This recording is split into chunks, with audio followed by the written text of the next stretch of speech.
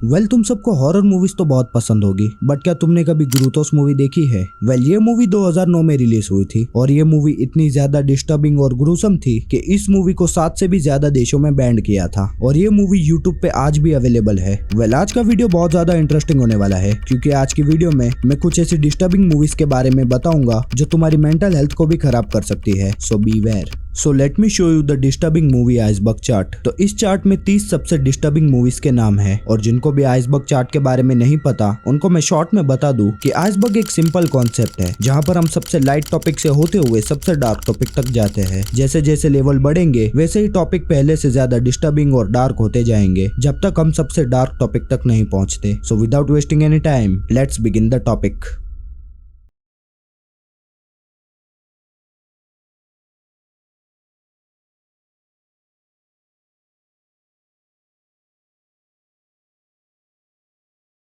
The Conjuring. Conjuring 2013 की सबसे ज्यादा डरावनी मूवी थी। तुम में से आधे लोग कंजूरिंग के बारे में जानते ही होगे तो मुझे इसके बारे में ज्यादा बताने की जरूरत नहीं है।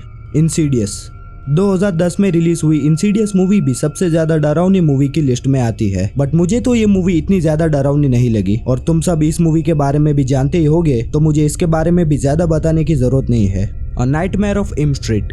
A nightmare of Elm street एक सुपर नेचुरल स्लैशर मूवी है जो 1984 में रिलीज हुई थी। इस मूवी के टोटल 9 चैप्टर्स है। इस सीरीज का किलर है फ्रेडी क्रूगर जो एक ड्रीम मॉन्स्टर है जो उनके सपनों में आके उनका मर्डर करता है और सच में ये मूवी बहुत ज्यादा इंटरेस्टिंग है।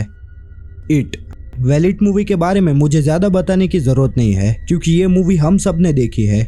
द एक्सॉर्सिस्ट 1973 में रिलीज हुई द एक्सॉर्सिस्ट मूवी उस समय की सबसे ज्यादा टेरिफाइंग मूवी थी। इस मूवी के बारे में भी आज हर कोई जानता है क्योंकि इस मूवी के ऊपर बहुत सारे वीडियोस और एक्सप्लेनेशन बने हैं तो मुझे इसके बारे में भी ज्यादा बताने की जरूरत नहीं है।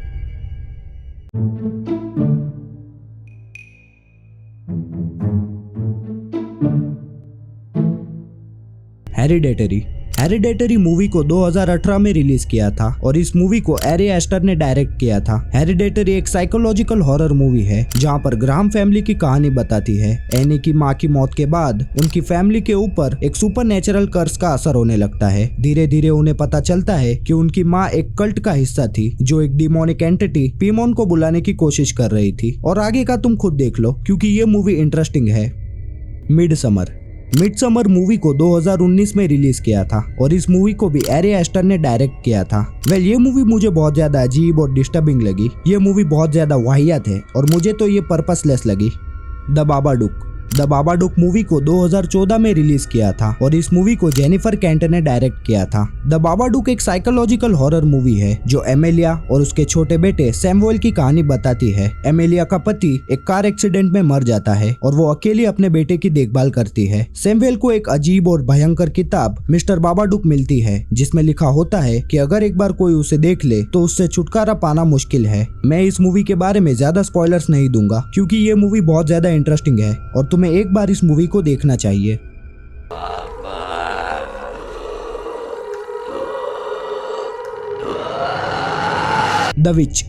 द विच मूवी को 2015 में रिलीज किया था और इस मूवी को रॉबर्ट एजस ने डायरेक्ट किया था जहां पर 1630s के न्यू इंग्लैंड में एक परिवार को गांव से निकाल देते हैं। फिर वो परिवार एक ब्लैक फॉरेस्ट में रहने लगता है और वहां पर उनके साथ बहुत सारी पैरानॉर्मल एक्टिविटीज होने लगती है। फिर ये परिवार शक और डर के साए में जीने लगता है और आगे का तुम खुद देख लो क्योंकि ये मूवी थोड़ी सी इंटरेस्टिंग है।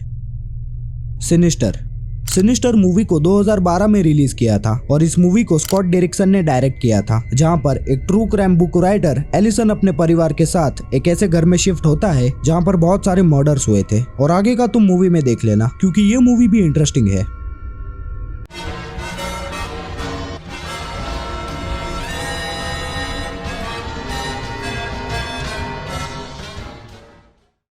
मार्टस मूवी को 2008 में रिलीज किया था और सच में ये मूवी बहुत ज्यादा डिस्टर्बिंग है और अगर तुम्हें ज्यादा मारकाट वाली मूवी नहीं पसंद तो ये मूवी तुम कभी मत देखना। दरअसल ये मूवी एक कल्ट के बारे में है जो लोगों को एक्सट्रीम पेन देकर आफ्टर लाइफ का राज जानना चाहती है और बाकी का तुम मूवी में देख लेना। The house that Jack built.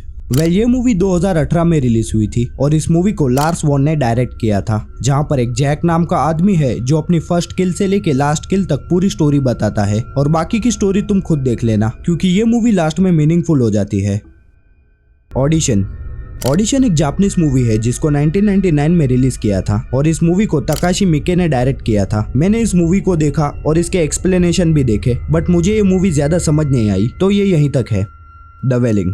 The वेलिंग भी एक जापानीज मूवी है जिसको 2016 में रिलीज किया था और इस मूवी को ना होंग जिन ने डायरेक्ट किया था। ऑडिशन की तरह मुझे ये मूवी भी कंफ्यूजिंग लगी, बट एक बात तो माननी पड़ेगी, ये मूवी सच में डिस्टर्बिंग है।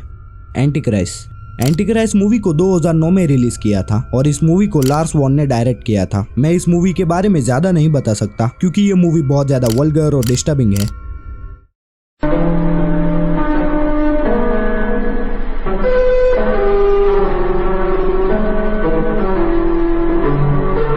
अ साइबेरियन फिल्म को 2010 में रिलीज किया था और इस मूवी को सार्डिजन ने डायरेक्ट किया था। और वार्निंग, मैं तुम्हें पहले ही बता दूं कि ये मूवी बहुत ज्यादा वल्गर है। जब मैंने ये मूवी देखी तो मेरा दिमाग खराब हो गया था क्योंकि ये मूवी बहुत ज्यादा वल्गर थी। तो मैं इस मूवी के बारे में कुछ नहीं बताने वाला।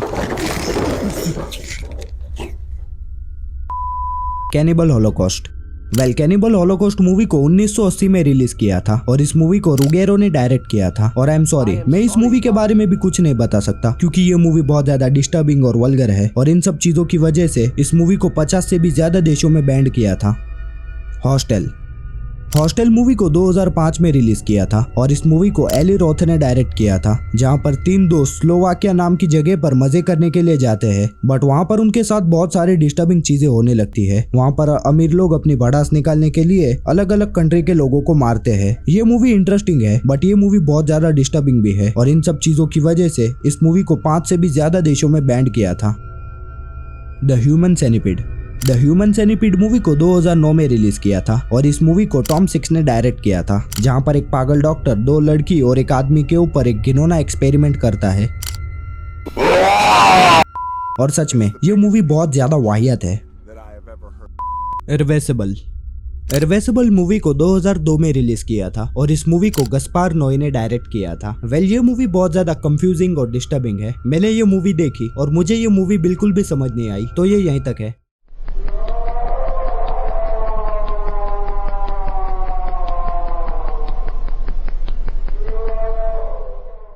सालो और द 120 डे ऑफ सोडम। ये मूवी 1975 में रिलीज हुई थी और इस मूवी को पियर पालो ने डायरेक्ट किया था। ये मूवी 9 लड़के और 9 लड़कियों के अराउंड नाचती है, जहाँ पे इटली के 4 पावरफुल आदमी 9 लड़के और 9 लड़कियों को किडनैप करके एक मेंशन में डाल देते हैं 120 दिन के लिए और उन 9 लड़के और 9 लड़कियों को ब्रूटली टॉर्चर और ह्यूमिलेट करते हैं अपने मजे के लिए। और ये मूवी सच में बहुत ज्यादा डिस्टर्बिंग और वल्गर है और इस मूवी के डायरेक्टर को भी मार दिया गया था। मैन बिहाइंड द सन। ये मूवी 1988 में रिलीज हुई थी और इस मूवी को ना फुनतुन पता नहीं क्या इसका नाम ने डायरेक्ट किया था। ये मूवी बहुत ज्यादा वायलेंट और डिस्टर्बिंग है। इस मूवी का एक फेमस सीन है जहाँ पर बहुत सारे चूहे एक बिल्ली को जिंदा खा जाते हैं। ये मूवी सच्ची घटना पे आधारित है, जहाँ पर वर्ल्ड वॉर 2 में जापानीज साइंटिस्टों ने चाइनीज लोगों पे ब्रूटल एक्सपेरिमेंट्स किए थे। I spit on your grave. इस मूवी को 1978 में रिलीज किया था, जहां पर एक जेनिफर नाम की लड़की अपनी किताब लिखने के लिए एक कैबिन रेंट पे लेती है, लेकिन कुछ लोग मिलके जेनिफर का ब्रूटली करते हैं और जेनिफर को मरने के लिए छोड़ देते हैं, पर जेनिफर मरती नहीं है और उन सभी लोगों को एक एक करके ब्रूटली मार देती है। और ये सभी सीन इतने रॉ और रियल है कि इस मूवी को 5 से भी ज्यादा देशों में बैंड किया था। मेगन इज मिसिंग मूवी को 2011 में रिलीज किया था और इस मूवी को माइकल गोई ने डायरेक्ट किया था। ये एक लो बजट डिस्टर्बिंग मूवी है, जहां पर हमें 2 लड़कियों की कहानी दिखाई जाती है जिनको बहुत ज्यादा टॉर्चर किया गया था। और इस मूवी को तुम अपने रिस्क पे देखना क्योंकि ये मूवी बहुत ज्यादा डिस्टर्बिंग है।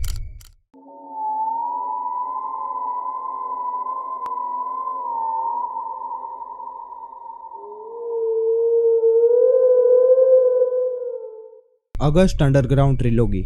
इस मूवी को फ्रीड वॉगल ने डायरेक्ट किया था। ये मूवी 2001 में रिलीज हुई थी और सबसे पहले वार्निंग, मैं तुम्हें पहले ही बता दूं कि ये मूवी बहुत ज्यादा वल्गर, डिस्टर्बिंग और फालतू है क्योंकि इस मूवी में भर भर के डिस्टर्बिंग और वल्गर सीन्स है। और मैं सच बता रहा हूँ, मुझे तो ये मूवी बहुत ज्यादा फालतू और बकवास लगी क्योंकि पहली बात मुझे तो ये मूवी समझ ही नहीं आई और दूसरी बात इस मूवी में बिना किसी रीजन के मारकाट वाले सीन है और मुझे तो ये मूवी पर्पसलेस लगी। Slaughtered vomit dolls. Well ये मूवी 2006 में रिलीज हुई थी और इस मूवी को लूसीफर वैलेंटाइन ने डायरेक्ट किया था। वेल आई एम सॉरी, मैंने इस मूवी को देखा और इसके एक्सप्लेनेशन भी देखे, बट मुझे ये मूवी बिल्कुल भी समझ नहीं आई। पर एक बात मानो या ना मानो, ये मूवी बहुत ज्यादा डिस्टर्बिंग और वल्गर है। ये मूवी इतनी ज्यादा वल्गर और डिस्टर्बिंग है कि जिन भी यूट्यूबर्स ने इस मूवी को प्रॉपरली एक्सप्लेन किया, उन वीडियोस पे कम्युनिटी गाइडलाइन की स्ट्राइक लग चुकी थी। तो आई एम सॉरी, मैं इस मूवी के बारे में कुछ नहीं बताने वाला। Tumbling doll of flesh. Tumbling doll of flesh movie को 1998 में रिलीज किया था और इस मूवी को तमाकाची अनारी, पता नहीं क्या इसका नाम, ने डायरेक्ट किया था। और मुझसे इस मूवी के एक्सप्लेनेशन की बिल्कुल भी उम्मीद मत रखना, क्योंकि अगर एक्सप्लेन किया तो यूट्यूब इस वीडियो की मां बैन कर देगा। पर मैं तुम्हें कुछ फोटोज दिखाऊंगा जिसे देख के तुम्हें इस मूवी की डिस्टर्बिंगनेस के बारे में पता चल जाएगा। अगर तुम्हारा दिल कमजोर है तो तुम इस मूवी को कभी मत देखना, क्योंकि इस मूवी में तुम्हें खून के अलावा और कुछ नहीं देखने मिलेगा। Flower of flash and blood. Flower of flash and blood movie को 1985 में रिलीज किया था और इस मूवी को हिदेशी हिनो ने डायरेक्ट किया था। और वेल ये मूवी टबलिंग डॉल से भी ज्यादा ग्रूसम और डिस्टर्बिंग है। दरअसल ये मूवी एक आदमी के अराउंड नाचती है, जहाँ पर एक आदमी एक लड़की को किडनैप करता है और तब तक टॉर्चर करता है जब तक वो लड़की मर नहीं जाती। और भाई मैंने ये मूवी देखी, क्योंकि इस मूवी को देखने के बाद मेरा दिमाग खराब हो गया। और मैं तुम्हें रिकमेंड करता हूँ कि तुम ये मूवी कभी मत देखना, क्योंकि इस मूवी में भी तुम्हें खून के अलावा और कुछ नहीं देखने मिलेगा।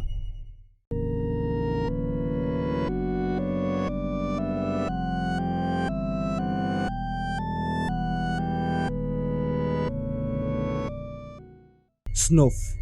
वेल स्नूफ मूवी को 1976 में रिलीज किया था और इस मूवी को माइकल फिंडले ने डायरेक्ट किया था। वेल ये एक लो बजट हॉरर मूवी है, जहां पर एक सैडिस्टिक कल्ट का लीडर अर्जेंटीना में एक एक्ट्रेस को टारगेट करता है मर्डर के लिए। वेल मुझे ये मूवी बिल्कुल भी समझ नहीं आई। ये मूवी डिस्टर्बिंग और वल्गर है, लेकिन थोड़ा अलग रीजन से, क्योंकि इस मूवी में भर भर के मर्डर और सीन्स है। बट मूवी की एंडिंग सबसे ज्यादा डिस्टर्बिंग है, क्योंकि मूवी के एंडिंग में एक रियल मर्डर दिखाया जाता है। इस सीन को देख के पब्लिक शॉक हो जाती है और प्रोटेस्ट करने लगती है, बट फिर पता चलता है कि ये एक मार्केट स्ट्रेटेजी थी और वो सीन फेक था।